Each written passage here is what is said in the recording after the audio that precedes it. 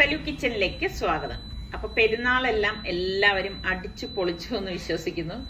എന്തായാലും ഇപ്രാവശ്യത്തത് വളരെ നല്ല ഒരു നോമ്പും പെരുന്നാളും ഒക്കെ ആയിരുന്നു. കാരണം ഇപ്പൊ നമുക്ക് എല്ലാവർക്കും പള്ളിയിൽ പോവാനും അതിൻ്റെതായ കാര്യങ്ങൾ നടത്താനും ഒക്കെ സാധിച്ചു. അപ്പൊ ഇപ്പൊ നമ്മള് രാവിലെ തന്നെ മുതലപ്പുഴയിലേക്ക് പോവാണ് കേട്ടാ.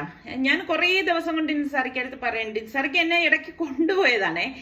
പകുതി വരെ ഞങ്ങൾ പോയിട്ട് അപ്പൊ നമുക്ക് എന്തോ ഒരു ആവശ്യമായിട്ട് ഞങ്ങൾക്ക് തിരിച്ചു വരേണ്ടി വന്നു. അപ്പൊ അതായത് അവിടേക്ക് പോകാനായിട്ട് സാധിച്ചിട്ടില്ല. കടലും കായലും കൂടി ഒന്നിക്കുന്ന സ്ഥലം എന്നാണ് പറഞ്ഞത്. അപ്പൊ ഇത് കാണണം എന്ന് എനിക്ക് വലിയൊരു ആഗ്രഹമായിരുന്നു. അപ്പൊ അങ്ങനെയാണ് ഇപ്പൊ ഇവിടെ എത്തിയത്. നോക്കിക്ക് നല്ല രസമുണ്ട്. അപ്പൊ രാവിലെ തന്നെ ഇങ്ങനെ ഇറങ്ങിയതാണ് കേട്ടോ. ഇപ്പൊ പിള്ളേരൊന്നും വന്നില്ല, സലുവും ഞങ്ങള് മാത്രമാണ് ഇങ്ങോട്ടേക്ക് വന്നത്. അപ്പൊ ഇവിടെ ഒരാള് ചൂണ്ടയിട്ടിട്ട് ഒരു ചെറിയ മീന് ഇട്ടിട്ട് എടുത്തിരിക്കുന്ന അത്ര വലിയ മീനൊന്നും അല്ല, ഈ ഒരു മീനാണ് അയാൾക്ക് കിട്ടിയിരിക്കുന്നത്. അപ്പൊ ഇതൊക്കെ കാണാൻ നല്ല രസമുണ്ട്. ഇപ്പൊ രാവിലെ ആയതുകൊണ്ട് തന്നെ അധികം ചൂടൊന്നുമില്ല. ഇങ്ങനെയൊക്കെ നമുക്ക് നോക്കി നിൽക്കുമ്പോ നല്ല രസമുണ്ട് കേട്ടോ. നല്ല കാറ്റൊക്കെ ഉണ്ടായിരുന്നു. അപ്പൊ ഇങ്ങനെ ബോട്ടുകളൊക്കെ ഇങ്ങനെ പോകുന്നുണ്ട്. അപ്പൊ ഞാൻ പറഞ്ഞു എന്തായാലും നമുക്ക് ഇതുവരെ വന്നതല്ലേ, അപ്പം മീനും കൂടി വാങ്ങിയിട്ട് പോവാന്ന് പറഞ്ഞു. അപ്പൊ ഞാൻ വീട്ടിൽ നിന്നേ മീന് വാങ്ങിക്കാൻ തയ്യാറായിട്ടൊക്കെയാണ് ഇറങ്ങിയത് കേട്ടോ. ഫ്രഷ് ആയിട്ടുള്ള മീനൊക്കെ നമുക്ക് ഇങ്ങനെ വരുമ്പോ വാങ്ങിക്കാൻ കിട്ടുമല്ലോ. ശരിക്കും ഇവിടെ വന്ന് നിന്ന് ഇങ്ങനെ നോക്കുമ്പോ തന്നെ നമുക്ക് ഇവിടെ ഒന്നും പോകാനേ തോന്നത്തില്ല കേട്ടോ. അപ്പൊ പൊഴി എന്ന് പറഞ്ഞു കഴിഞ്ഞാല് കടലും കായലും കൂടി ഒന്നിക്കുന്ന സ്ഥലത്തിനാണ് പൊഴി എന്ന് പറയുന്നത്. അപ്പൊ നിങ്ങളുടെ നാട്ടിലും ഇതുപോലെയൊക്കെയുള്ള സ്ഥലങ്ങൾ കാണുമല്ലോ, ഉണ്ടെങ്കിൽ ഒന്ന് പറയണേ ഏതാണെന്നുള്ളത്.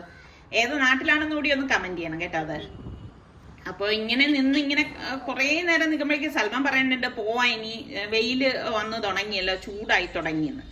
അപ്പൊ ഞാൻ ഫ്രഷ് ആയിട്ടുള്ള മീനും വാങ്ങിയിട്ടാണ് ഞങ്ങൾ ഇപ്പൊ തിരിച്ച് വീട്ടിലേക്ക് വന്നത്. നാളെ നമ്മുടെ റിസ്വാന്റെ കോളേജ് ഓപ്പൺ ആവാണ്. അപ്പം പുതിയ വിദ്യാർത്ഥികൾ എന്നുള്ള നിലയ്ക്ക് തന്നെ അവർക്ക് ഇന്റൻഷൻ പ്രോഗ്രാം ഉണ്ട്. അപ്പൊ അതില് പൂർവ്വ വിദ്യാർത്ഥികളിൽ ഒന്ന് രണ്ട് അവര് സെലക്ട് ചെയ്ത വിദ്യാർത്ഥികളുടെ ഒരു പ്രസന്റേഷൻ കൂടി കാണിക്കുന്നുണ്ട്. അപ്പൊ അതിന് വേണ്ടിയിട്ടാണ് നമ്മുടെ സുൽത്താൻ ഇവിടെ, അതിൽ നമ്മുടെ സുൽത്താനെയും സെലക്ട് ചെയ്തിട്ടുണ്ട് കേട്ടോ. അപ്പൊ അതിന് വേണ്ടിയിട്ട് പ്രിപ്പറേഷൻ ഒക്കെ ചെയ്യുവാണ്. കാരണം ആ കോളേജിൽ പഠിച്ചത് കൊണ്ടുള്ള നേട്ടങ്ങളും മറ്റു ഗുണങ്ങളും പഠിച്ചപ്പോൾ ഉണ്ടായിരിക്കുന്ന അവരുടെ ഒരു ഭാവി കാര്യങ്ങളും ഒക്കെ ഉണ്ടല്ലോ, അതൊക്കെയാണ് അതിലവര് വിവരിക്കുന്നത്. അപ്പൊ അത് അയച്ചു കൊടുക്കാൻ പറഞ്ഞിട്ടുണ്ട്. അപ്പൊ അതിന്റെ തയ്യാറെടുപ്പിലാണ് നമ്മുടെ സുൽത്താൻ ഇവിടെ ചെയ്തുകൊണ്ടിരിക്കുന്നത്. നമ്മളുടെ റിസ്വാൻ ഇനി ഹോസ്റ്റലിലാണല്ലോ നിൽക്കുന്നത്. അപ്പൊ അവന് ഒരു നീണ്ട ലിസ്റ്റ് തന്നെ ഉണ്ടായിരുന്നു സാധനം വാങ്ങിക്കാൻ വേണ്ടിയിട്ടുള്ളത്. അപ്പൊ അങ്ങനെയാണ് ഇപ്പൊ നമ്മൾ ലുലുവിലേക്ക് വന്നിരിക്കുന്നത്. ഇവിടെ ആകുമ്പോ പിന്നെ നമുക്ക് ഒരിടത്തുനിന്ന് തന്നെ എല്ലാ സാധനങ്ങളും കിട്ടുമല്ലോ എന്ന് വിചാരിച്ചു. അപ്പൊ നമ്മളുടെ സൽമാൻ ഹോസ്റ്റലിലായിരുന്ന സമയത്തും എന്ന് പറഞ്ഞാല് അന്ന് ഞങ്ങൾ അബുദാബിയിലായിരുന്നു കേട്ടോ. അപ്പം നമ്മളുടെ വീടിന്റെ അവിടെ നിന്ന് ശരിക്കും പറഞ്ഞാൽ ഒരു 4 കിലോമീറ്റർ ഉണ്ടായിരുന്നുള്ളൂ സൽമാൻ പഠിച്ച കോളേജിലേക്ക്. അവൻ മാർ ബെസേലിയസ് കോളേജിലാണ് ബിടെക് എടുത്തത്. അപ്പൊ അവന് വേണ്ട എല്ലാ സാധനങ്ങളും ഒരു വലിയൊരു പെട്ടിയിലൊക്കെ ആക്കിയാണ് കൊണ്ടുപോയത്. അപ്പൊ അന്നും സൽമാൻ പറയും, ഉമ്മ ഇതൊന്നും ആവശ്യമില്ല, ഉമ്മ ചുമ്മാ ഇതെടുത്ത് എന്തിനുമ്മ ഇങ്ങനൊക്കെ ഇത് ചെയ്ത് വരണം, ഓരോരുത്തരും ഒറ്റ ബാഗിലൊക്കെയാണ് ഹോസ്റ്റലിലേക്ക് വരുന്നത്.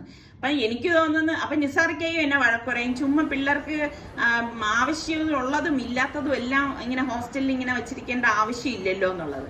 അപ്പൊ ഞാൻ വിചാരിക്കണത് എന്താണ്, അവർക്ക് ബുദ്ധിമുട്ട് വരണ്ടല്ലോ എന്ന് വിചാരിച്ചിട്ടാണ് എനിക്ക് തോന്നുന്നു ആണുങ്ങളെക്കാളും പെണ്ണുങ്ങൾക്ക്, അതായത് ഉമ്മമാർക്കാണ് മക്കളുടെ കാര്യത്തിൽ വ്യാകുലതകൾ ഉള്ളതെന്ന്. പക്ഷെ ഭർത്താക്കന്മാർക്കും അത് ഉണ്ടാവത്തില്ല, ഇത് മക്കൾക്കും ഉണ്ടാവത്തില്ല. അവരും നമ്മളെ വഴക്കാണ് പറയുന്നത് അല്ലേ.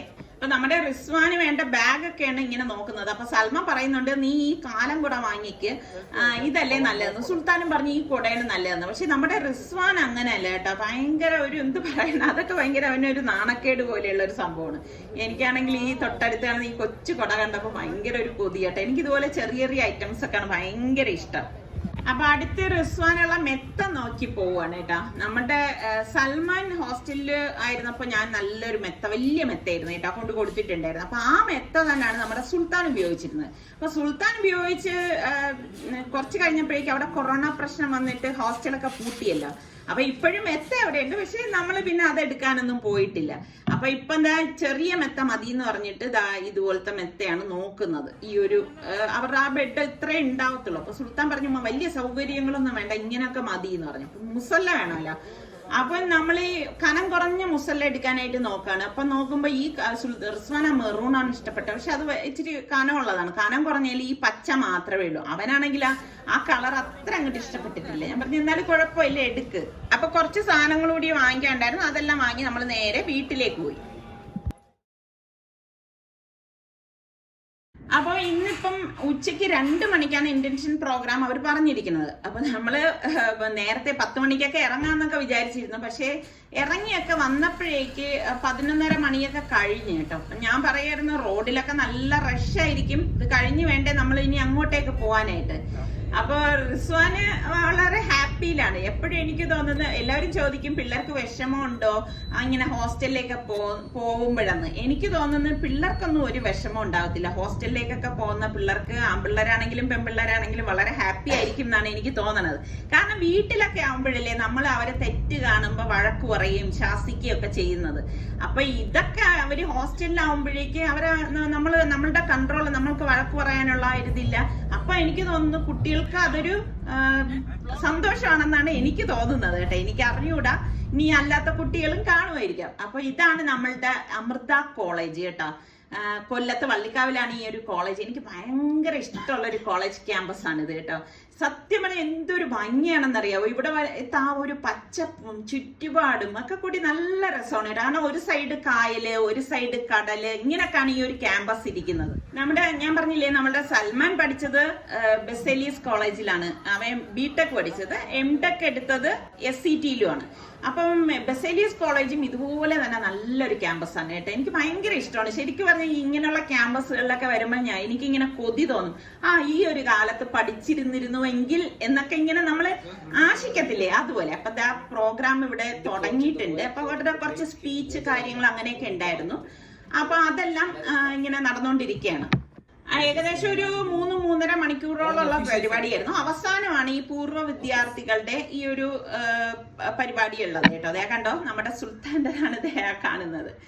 അപ്പൊ ഇങ്ങനൊക്കെ നമ്മളുടെ മക്കൾ ഇതുപോലെയുള്ള ഒരു ഫ്രെയിമിൽ വരുമ്പം ഒരു മാതാവ് എന്നുള്ള രീതിയിൽ ഭയങ്കര ഒരു സന്തുഷ്ടയാണ് കേട്ടോ. അൽഹംദുലില്ലാ, പടച്ചവൻ ഇനിയും അവരെ നല്ല നിലയിൽ എത്തിക്കട്ടെ എന്ന് തന്നെയാണ് ഞാൻ ദുആ ചെയ്യുന്നത്. അപ്പൊ അവരുടെ പരിപാടികളെല്ലാം ഇങ്ങനെ നടന്നുകൊണ്ടിരിക്കുകയാണ്. ഈ കാണുന്നത് സുൽത്താന്റെ ഒരു ഫ്രണ്ട് ആണ് കേട്ടോ. അവന്റെ അതേ ബാച്ചിൽ പഠിച്ച കുട്ടി തന്നെയാണ് ഹർഷ. അപ്പൊ ഹർഷയുടെ സ്പീച്ച് അത് കഴിഞ്ഞ ഉടനെ നമ്മുടെ സുൽത്താന്റെതാണ്. Hi everyone, my name is Sultan Izardin of BCA batch 2018 to 2021. Currently I'm working at Deloitte USA, and so on are like few of the top recruiters that come for placements. I also had done an internship at Amrita Center of Cybersecurity as a graphic designer during my first year. And I'm sure you'll find similar. അപ്പൊ അതെല്ലാം കഴിഞ്ഞ ശേഷം പിന്നെ നമ്മളിതാ പുറത്തേക്ക് ഇറങ്ങി. ഇനിയിപ്പൊ നമ്മൾക്ക് നമ്മുടെ റിസ്വാന്റെ ഹോസ്റ്റലിലേക്കാണ് പോകാനുള്ളത്. ശരിക്കും പറഞ്ഞാൽ ഇവരുടെ ഫസ്റ്റ് ഇയറിന്റെ ഹോസ്റ്റൽ എന്ന് പറഞ്ഞു കഴിഞ്ഞാൽ ഈ കോളേജിൽ നിന്ന് അല്പ ദൂരം ഉണ്ട് കേട്ടോ. കുറച്ച് ദൂരം, ഒരു നടക്കാനാണെങ്കിൽ ഒരു 15 മിനിറ്റ് എങ്കിലും നടന്നാൽ മാത്രമേ നമ്മൾ അവിടേക്ക് എത്തത്തുള്ളൂ. അപ്പൊ ഞാൻ പറയായിരുന്നു എന്ത് രസമുണ്ട് ഈ ക്യാമ്പസ് ഇങ്ങനെ കാണാൻ. ഇങ്ങനെയൊക്കെ പഠിക്കുമ്പോ തന്നെ മനസ്സിന് എന്തൊരു സുഖമാണ്. ഇതൊക്കെ എന്റെ ചില കാഴ്ചപ്പാടുകളാണ് ഞാൻ പറയുന്നത് കേട്ടോ. ഞാൻ ഇതൊക്കെ നന്നായിട്ട് ആസ്വദിക്കുന്ന ഒരാളാണ്. എന്ത് രസമുണ്ട് അല്ലേ. ഒരു ശരിക്കും പറഞ്ഞാൽ എനിക്കത് പറഞ്ഞറിയിക്കാൻ പറ്റത്തില്ല കേട്ടോ. ഇതുപോലുള്ള ക്യാമ്പസുകളൊക്കെ കാണുമ്പോൾ എനിക്കങ്ങ് കൊതിയാണ്, ഒന്ന് പഠിച്ചാൽ കൊള്ളാമെന്ന് ഇങ്ങനെ പൂതി തോന്നും ക്യാമ്പസുകളുടെ ആ ഒരു ഭംഗി ആസ്വദിക്കാൻ. അപ്പൊ ഇങ്ങനെ നടന്നു വരുമ്പോഴേക്ക് റൈറ്റ് സൈഡിൽ കണ്ടോ കായലാണ്. ആ കാണുന്ന ബിൽഡിങ്ങുകളുണ്ടോ പിങ്ക് കളറിൽ, ആ പാലം കണ്ടോ, ആ പാലം ഇറങ്ങി പോകുമ്പോഴാണ് ഇവരുടെ ഹോസ്റ്റല് ഉള്ളത്. അപ്പൊ ഡെയിലി ഇവര് രാവിലെ ഇത്രയും ദൂരം നടന്നു വരണം. അപ്പൊ ഞാൻ പറഞ്ഞു, ഇപ്പൊ നമുക്ക് സുൽത്താൻ അവിടെ പഠിച്ചത് കൊണ്ട് തന്നെ ഇവിടുത്തെ കാര്യങ്ങളെല്ലാം നമുക്ക് നന്നായിട്ട് അറിയാം. അപ്പൊ ഞാൻ പറഞ്ഞു നീ കിടന്ന് ഉറങ്ങിക്കളയരുത്, രാവിലെ തന്നെ. അപ്പൊ സുൽത്താൻ പറയുന്ന 1/2 മണിക്കൂർ മുന്നെങ്കിലും ഇറങ്ങിയാൽ മാത്രമേ നമുക്ക് കോളേജിൽ കറക്റ്റ് ആയിട്ട് എത്താൻ പറ്റത്തുള്ളൂ. അപ്പൊ നമ്മള് റിസ്വാന്റെ റൂമൊക്കെ കണ്ടു. അപ്പൊ റിസ്വാന്റെ ഫ്രണ്ട്സിനെയൊക്കെ ഇന്നാണ് അവര് നേരിട്ട് മീറ്റ് ചെയ്യുന്നത് കേട്ടോ. ഇതുവരെ ഓൺലൈൻ ക്ലാസ് ആയത് കാരണം ഇവർക്കൊന്നും നേരിട്ടൊന്നും ഇവരാരും കണ്ടിട്ടില്ല, ഫസ്റ്റ് ടൈമാണ്. അപ്പം അവരെയൊക്കെ കണ്ടു. എല്ലാവരും അങ്ങോട്ടും ഇങ്ങോട്ടും ഒക്കെ ഭയങ്കരമായിട്ട് പരിചയപ്പെടുന്നു. എല്ലാം നല്ല ഫ്രണ്ട്സ് തന്നെയാണ് കേട്ടോ. അപ്പോ റിസ്വാന്റെ അടുത്ത്, റിസ്വാൻ അങ്ങനെ സങ്കടമൊന്നും ഉണ്ടായിരുന്നില്ല കേട്ടോ. എനിക്ക് ഭയങ്കര സങ്കടമായിരുന്നു. പക്ഷെ ഞാനത് പുറത്ത് കാണിച്ചില്ല. എനിക്ക് അങ്ങനെയാണ് കേട്ടോ. പിള്ളേരെയൊക്കെ വിട്ടുപിരിയുമ്പോ ഭയങ്കര സങ്കടമാണ്. അത് എനിക്ക് പറഞ്ഞറിയിക്കാൻ പറ്റത്തില്ല. സാർക്ക് എപ്പോഴും എന്നെ വഴക്ക് പറയും കേട്ടാ, നീ ഒരു വൃത്തികെട്ട സ്വഭാവമാണ് ഈ കാണിക്കുന്നതെന്നൊക്കെയാണ് എന്നെ പറയുന്നത്. അത് കഴിഞ്ഞ് നമ്മൾ ഫുഡൊന്നും കഴിച്ചിട്ടുണ്ടായിരുന്നില്ല. അപ്പൊ നിസാർക്കയുടെ സിസ്റ്ററും ഹസ്ബൻഡും മോളുമാണ് കേട്ടോ. അപ്പൊ ഞങ്ങൾ പിന്നെ അവരെയും കൂട്ടിയിട്ട് ഇവിടെ കൊല്ലത്തൊരു നല്ല റെസ്റ്റോറന്റ് ഉണ്ടെന്ന് പറഞ്ഞു. അപ്പൊ അവിടെ വന്നിരിക്കുകയാണ്. കാരണം റിസ്വാനും ഫുഡൊന്നും കഴിച്ചിട്ടില്ലായിരുന്നു. അപ്പൊ സുൽത്താൻ പറഞ്ഞു കുഴപ്പമില്ല, അവന് മെസ്സിൽ നിന്ന് ഫുഡ് കിട്ടിക്കോളും എന്ന് പറഞ്ഞു. നമ്മൾ ശരിക്കും പറഞ്ഞാൽ വിശന്ന് തളർന്നിരിക്കുന്നു. അപ്പൊ നമ്മളുടെ ഒരു വ്യൂവറാണ്. ശരിക്കും ഇങ്ങനെയൊക്കെ വരുമ്പോഴേക്ക് ഇവരെയൊക്കെ കാണുമ്പോഴും ഭയങ്കര സന്തോഷമുണ്ട് കേട്ടോ. പ്രത്യേകിച്ച് മെയിൽ വ്യൂവർ ഉണ്ടെന്നൊക്കെ അറിയുമ്പം സന്തോഷമാണ്. അവരും നമ്മളുടെ വീഡിയോസ് ഒക്കെ കാണുന്നുണ്ടല്ലോ. അപ്പോ സൽമാൻ ഇങ്ങനെ ഫോട്ടോസ് ഒക്കെ എടുക്കാണ്. സൽമാൻ ഇങ്ങനെ എപ്പോഴും സെൽഫി എടുക്കത്തുള്ളൂ കേട്ടോ. അപ്പൊ ഇത് മറ്റൊരു വ്യൂവറാണ്. ശരിക്കും എനിക്ക് ഇവര് പറഞ്ഞപ്പോ ഭയങ്കര സങ്കടം തോന്നി കേട്ടോ. കാരണം അവരുടെ ഉമ്മ എന്നെ കാണാൻ വല്ലാതെ ആഗ്രഹിച്ചൊരു വ്യക്തിയാണെന്ന് പറഞ്ഞു. പക്ഷെ ഉമ്മ ഇപ്പോ റീസെന്റ് ആയിട്ട് മരണപ്പെട്ടു എന്ന് പറഞ്ഞു. അപ്പൊ അതൊക്കെ കേട്ടപ്പോ ഭയങ്കര ഒരു വിഷമം തോന്നി. അപ്പൊ ആ സൂപ്പ് എനിക്ക് എവിടെ ചെന്ന് കഴിഞ്ഞാലും ഞാൻ പറഞ്ഞില്ലേ, ഞാൻ ആദ്യം സൂപ്പ് എന്നെ ഓർഡർ കൊടുക്കും. എനിക്ക് ഭയങ്കര ഇഷ്ടമുള്ള ഒരു സംഭവമാണ് നിസാർക്ക്. പിന്നെ സൂപ്പ് ഒന്നും തീരെയും കഴിക്കലില്ല. അപ്പൊ അങ്ങനെ സൂപ്പൊക്കെ കുടിച്ചു. അപ്പൊ ഇതൊക്കെ കഴിക്കുമ്പോഴായാലും എന്റെ മനസ്സിൽ റിസ്വാനെ കുറിച്ചുള്ള ചിന്തകൾ തന്നെയാണ് കേട്ടോ. ഉള്ളിൽ എവിടെയോ ഏതോ കോണില് അവൻ കഴിച്ചിട്ടില്ലല്ലോ എന്നൊക്കെ ഉള്ളൊരു വിഷമമുണ്ട്. അപ്പൊ ആ ഫുഡെല്ലാം കൊണ്ടുവന്നു.